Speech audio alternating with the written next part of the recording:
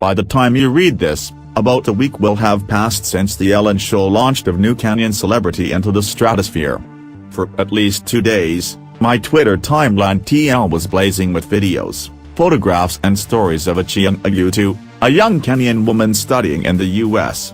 She appeared on The Ellen Show and was randomly picked, or so the makers of the show would have us believe, to be interviewed by Degeneers.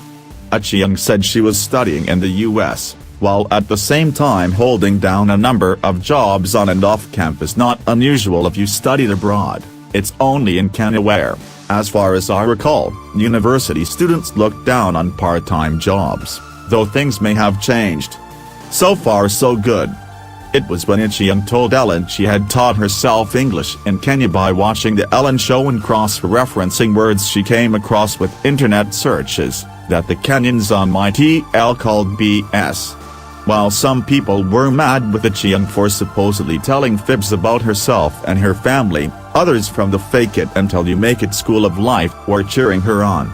I think Achieng was only taking advantage of that notoriously widespread US illiteracy about the rest of the world. This famed US insularity makes Americans quite gullible. I have heard many stories from Kenyans who studied in the US about this gullibility and how it amused them to tell tall tales about life in Kenya. One of my cousins used to tell us about the improbable story she told her US university friends. She sold the idea that she sailed to the US in a canoe fashioned by her father, using a map drawn by the US ambassador to Kenya, who lived in the tree next door to her family's tree in the African bush. Her American friends, all of them freshmen at a leading US university, bought the story hook, line and sinker.